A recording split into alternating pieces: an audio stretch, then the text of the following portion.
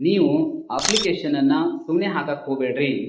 ಚೆನ್ನಾಗಿ ಸ್ಟಡಿ ಮಾಡಿದ್ರೆ ಮಾತ್ರ ಗೌರ್ಮೆಂಟ್ ಅಪ್ಲಿಕೇಶನ್ ಹಾಕ್ರಿ, ಗೌರ್ಮೆಂಟ್ ಎಕ್ಸಾಮ್ಸ್ ಅನ್ನ ಬರೀರಿ ಅಥವಾ ಕೆಸೆಟ್ ನೆಟ್ ಎಕ್ಸಾಮ್ ಬರೀರಿ. ಬಹಳ ಜನ ಹೇಳ್ತಿರ್ತಾರೆ ಕಾಂಪಿಟೇಷನ್ ಅಂತಂದ್ರೆ ಬಹಳ ಇರುತ್ತೆ, ಸೊ ಕಾಂಪಿಟೇಷನ್ ಅಲ್ಲಿ ನಾವು ರೀಚ್ ಆಗೋದು ಬಹಳ ಡಿಫಿಕಲ್ಟ್ ಅಂತ ಹೇಳ್ತಿರ್ತಾರೆ. ಇನ್ನು ಕೆಲವೊಬ್ರು ಮೋಟಿವೇಶನ್ ಸ್ಪೀಚಸ್ ಗಳನ್ನ ಜಸ್ಟ್ ಕೇಳೋದೇ ಆಗತ್ತೆ, ಸೊ ಅದರಿಂದ ಏನು ಉಪಯೋಗ ಆಗಂಗಿಲ್ಲ ಅಂತ ಹೇಳ್ತಿರ್ತಾರೆ. ಕೆಲವೊಬ್ರು ಹೇಳ್ತಿರ್ತಾರೆ ಮೋಟಿವೇಶನ್ ಇಂದ ಏನಾಗತ್ತೆ ಅಂತಂದ್ರೆ ನಮ್ದು ಮೈಂಡ್ ಫ್ರೆಶ್ ಆಗತ್ತೆ. ಸೊ ಮೈಂಡ್ ಫ್ರೆಶ್ ಆಗುತ್ತೆ ಅಂತಂದ್ರ ನಾವು ಅಂದುಕೊಂಡಂತ ಕೆಲಸಗಳನ್ನ ಇನ್ನಷ್ಟು ಸರಿಯಾಗಿ ಮಾಡ್ತೀವಿ ಅಂತ ಕೆಲವೊಬ್ರು ಹೇಳ್ತಿರ್ತಾರೆ.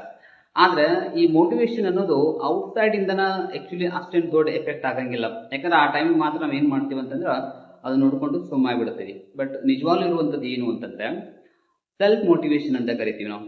ಸೆಲ್ಫ್ ಮೋಟಿವೇಶನ್ ಅಂದ್ರೆ ಹೆಂಗಿರುತ್ತಂದ್ರೆ ನಾವು ಏನೇ ಮಾಡಿದ್ರು ಕೂಡ ಅದು ನಮ್ಮ ಒಂದು ಓನ್ ನಿರ್ಧಾರ ಆಗಿರ್ಬೇಕು, ಅಥವಾ ನಮ್ದೇ ಆದ ಒಂದು ಸೆಲ್ಫ್ ಡಿಸಿಷನ್ ಆಗಿರ್ಬೇಕು. ಸೊ ಅದೇ ಸೆಲ್ಫ್ ಮೋಟಿವೇಶನ್. ಜೊತೆಗೆ ಇನ್ನೂ ಒಂದು ರೀತಿ ಹೆಂಗೆ ಹೇಳಬೇಕು ಅಂತಂದ್ರೆ ಸಮಟೈಮ್ಸ್ ನಮಗೆ ಬಹಳ ಒಂದು ಮೆಂಟಲಿ ಬಹಳ ಡಿಸ್ಟರ್ಬೆನ್ಸ್ ಆಗಿರುತ್ತೆ. ಅಂತ ಸಂದರ್ಭದಲ್ಲಿ ಏನ್ ಮಾಡ್ತೀವಿ ಅಂತಂದ್ರೆ ಎಸ್ ಇದೇನು ಅಂತ ಇಂಪಾರ್ಟೆಂಟ್ ಅಲ್ಲ, ಸೊ ನೆಕ್ಸ್ಟ್ ಇನ್ನೂ ಒಳ್ಳೆಯ ಕೆಲಸಗಳು ಅದಾವ, ಒಳ್ಳೇದು ನಮಗೆ ಆಗತ್ತೆ ಅಂತ ತಿಳ್ಕೊಂಡು ಏನು ನಾವು ಸ್ವತಃ ಥಿಂಕ್ ಮಾಡಿ ಅದ್ರ ಬಗ್ಗೆ ಒಳ್ಳೆಯ ಅಭಿಪ್ರಾಯವನ್ನು ವ್ಯಕ್ತಪಡಿಸ್ಕೊತೀವಲ್ಲ, ಸೊ ಅದು ಕೂಡ ಏನ್ ಕರಿತೀವಿ ಅಂತಂದ್ರೆ ಸೆಲ್ಫ್ ಮೋಟಿವೇಶನ್ ಅಂತ ಕರಿತೀವಿ. ಸೆಲ್ಫ್ ಮೋಟಿವೇಶನ್ ನಿಜವಾಗ್ಲೂ ಒಬ್ಬ ವ್ಯಕ್ತಿಯನ್ನ ಲೈಫ್ ಟೈಮ್ ಪ್ರೊಟೆಕ್ಟ್ ಮಾಡತ್ತೆ.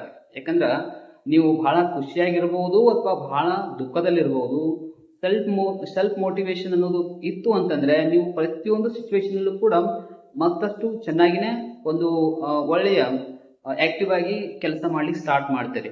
ಸೆಲ್ಫ್ ಮೋಟಿವೇಶನ್ ಇಲ್ಲದೆ ಇದ್ದಾಗ ಕೇವಲ ಬೇರೆದವ್ರು ಬಂದು ನಿಮಗೆ ನಿಮ್ಮ ಒಪಿನಿಯನ್ಸ್ ಗಳನ್ನ ಅಥವಾ ನಿಮ್ಮ ಅಭಿಪ್ರಾಯಗಳನ್ನ ಹೇಳೋರಾದ್ರೆ ಅವಾಗ ನೀವು ಇನ್ನೊಬ್ಬರಿಂದ ಮೋಟಿವೇಶನ್ ಆದ್ರೆ ಅದು ಬಹಳ ದಿನಗಳ ಕಾಲ ಇರೋದಿಲ್ಲ.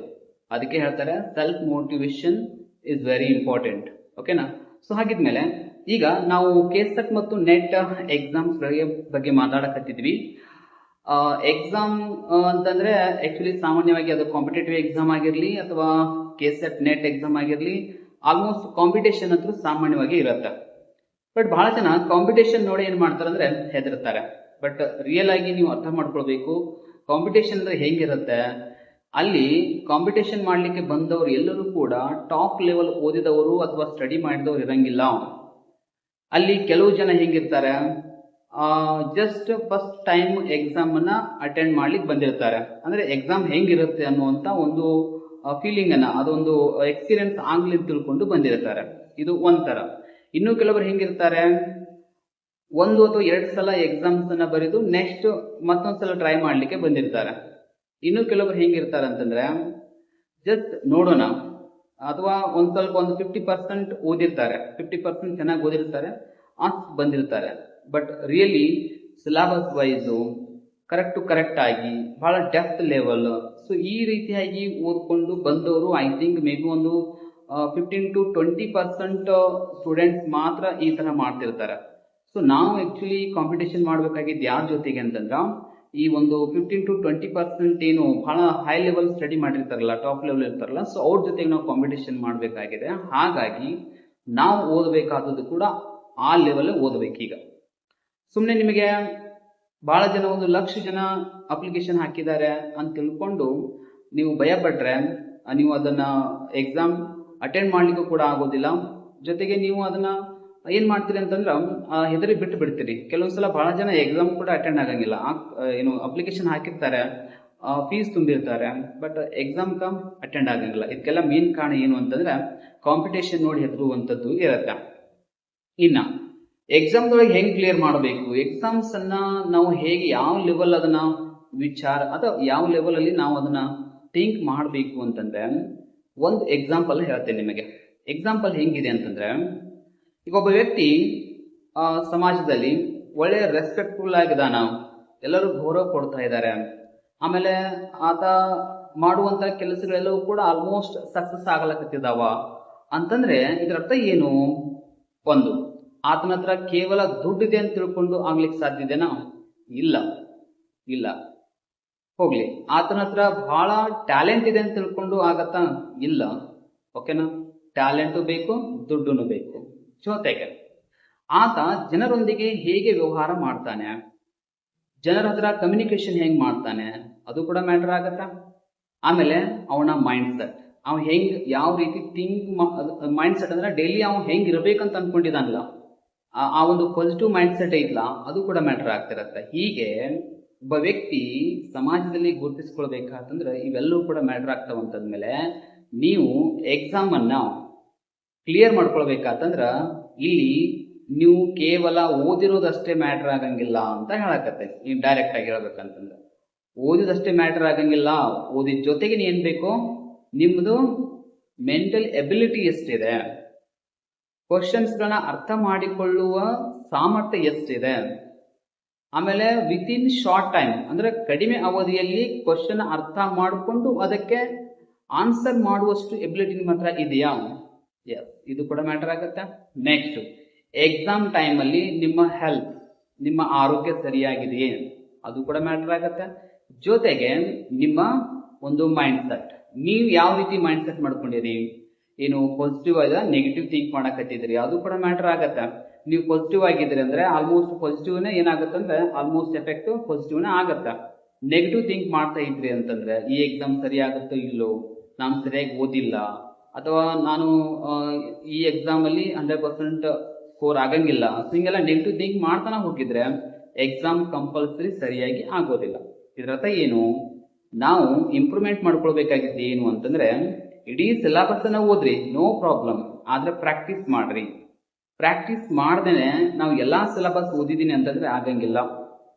ಕ್ವಶನ್ ಕೊಟ್ಟಿರುವಂತಹ ಕ್ವಶನ್ಸ್ ಅನ್ನ ಅರ್ಥ ಮಾಡಿಕೊಳ್ಳುವಷ್ಟು ಸಾಮರ್ಥ್ಯ ಇರಬೇಕಾಗತ್ತಂತಂದ್ರೆ ನಾವು ಹೆಚ್ಚು ಹೆಚ್ಚು ಓದಿರಬೇಕು, ಹೆಚ್ಚು ಹೆಚ್ಚು ಪ್ರಾಕ್ಟೀಸ್ ಮಾಡಿರಬೇಕು, ಅಥವಾ ಓಲ್ಡ್ ಕ್ವಶನ್ ಪೇಪರ್ಸ್ ಅನ್ನ ಪದೇ ಪದೇ ರಿಪೀಟ್ ಆಗಿ ಓದಿರಬೇಕು. ಅಂದಾಗ ಮಾತ್ರ ಆ ಒಂದು ಎಕ್ಸಾಮ್ ನಮಗ ಸರಳ ಆಗತ್ತೆ. ಇನ್ನೂ ಒಂದು ವಿಚಾರ ಹೇಳ್ತೇನೆ ನಾನು, ರೂಢಿ ಅಂತ ನಿಮಗೆ ಗೊತ್ತಿದೆ. ರೂಢಿ ಅಂತಂದ್ರೆ ನಮಗೆ ಏನೋ ಒಂದು ಕೆಲಸ ಮಾಡ್ಬೇಕಂತಂದ್ರ ಅದ್ರೊಳಗೆ ರೂಢಿ ಆಯ್ತಾ ಹೋದಂತೆ ಅದು ಬಹಳ ಸರಳ ಆಗ್ಬಿಡುತ್ತೆ ನಮಗೆ. ನೀವು ಯಾವುದೇ ಕೆಲಸ ಅಂತ ತಿಳ್ಕೊಳ್ರಿ, ಓಕೆನಾ. ಸೊ ಹಾಗಿದ್ಮೇಲೆ ನೀವು ಆ ಒಂದು ವಿಷಯವನ್ನ, ಆ ಒಂದು ಸಿಲೆಬಸ್ ಅನ್ನ ಪದೇ ಪದೇ ಓದ್ತಾ ಹೋಗಿದ್ರಿ ಅಂದ್ರೆ ಅದು ನಿಮ್ಗೆ ಡಿಫಿಕಲ್ಟ್ ಅನ್ಸಂಗಿಲ್ಲ, ಈಸಿ ಆಗ್ಬಿಡತ್ತೆ. ಅದು ಯಾವಾಗ ಈಸಿ ಆಗುತ್ತೋ ಆಟೋಮೆಟಿಕ್ ಏನಾಗುತ್ತೆ ಅಂತಂದ್ರೆ ಎಕ್ಸಾಮ್ದಲ್ಲಿ ಆ ಕ್ವಶನ್ಸ್ ಬಂದ್ರು ಕೂಡ ಇದು ಇಲ್ಲಿಂದೇ ಬಂತು ಅಂತ ನಮಗೆ ಗೊತ್ತಾಗತ್ತೆ. ಅದಕ್ಕೆ ಒಂದು ಸಲ ನೀವು ಯಾವ್ದಾದ್ರು ಒಂದು ಎಕ್ಸಾಮ್ಗ ಡಿಸೈಡ್ ಮಾಡಿದ್ರೆ, ಅದೇ ಎಕ್ಸಾಮ್ ನ ಕ್ಲಿಯರ್ ಮಾಡ್ಕೋಬೇಕು, ಅದೇ ಜಾಬ್ ನ ಪಡ್ಕೊಳ್ಬೇಕು ಅಂತ ಡಿಸೈಡ್ ಮಾಡಿದ್ರೆ ಅದನ್ನು ಬಿಟ್ಟು ಬೇರೆ ಏನು ಯೋಚನೆ ಮಾಡಬಾರ್ದು. ಅಂದಾಗ ಮಾತ್ರ ನಿಮಗೆ ಅದು ರೂಢಿ ಆಗ್ಬಿಡತ್ತೆ. ಯಾವಾಗ ರೂಢಿ ಆಗುತ್ತೋ ಅದೇ ನಿಮಗೆ ನಾಲೆಜ್ ಆಗತ್ತೆ. ನಾಲೆಜ್ ಏನಾಗುತ್ತೆ, ನಿಮ್ಮ ಪರ್ಫೆಕ್ಟ್ನೆಸ್ ಬಂದ್ಬಿಡತ್ತೆ. ಸೊ ಇದು ಏನು ಅಂತಂದ್ರೆ ಎಕ್ಸಾಮ್ ಹೆಂಗೆ ನಮ್ಮ ಒಂದು ನಡವಳಿಕೆ ಅಥವಾ ನಮ್ಮ ಒಂದು ಹ್ಯಾಬಿಟ್ಗಳು ಹೆಂಗಿರ್ಬೇಕು, ನಮ್ಮ ಒಂದು ಅಟಿಟ್ಯೂಡ್ ಹೆಂಗಿರ್ಬೇಕು ಅಂತ ಅರ್ಥ. ಈಗ ಕೆಸೆಟ್ ಮತ್ತು ನೆಟ್ ಎಕ್ಸಾಮ್ ಅಂತ ಬಂದ್ಬಿಡೋಣ. ಆಲ್ಮೋಸ್ಟ್ ಎಲ್ಲರೂ ಕೂಡ ಕೆಸೆಟ್ ಮತ್ತು ನೆಟ್ ಎಕ್ಸಾಮ್ ಬಹಳ ಜನ ಆಫ್ಟರ್ ಮಾಸ್ಟರ್ ಡಿಗ್ರಿ ಎಲ್ಲರೂ ಬರೀತಿರ್ತಾರೆ. ಸೊ ಅಲ್ಲಿ ಕಾಂಪಿಟೇಷನ್ ಬಗ್ಗೆ ಈಗಾಗಲೇ ಫಸ್ಟಿಗೆ ಹೇಳಿದ್ದೆ ನಾನು. ಸೊ ಅದು ಹೇಗಿರುತ್ತೆ ಅಂತ ತಿಳ್ಕೊಂಡು ಅದು ಓಕೆ.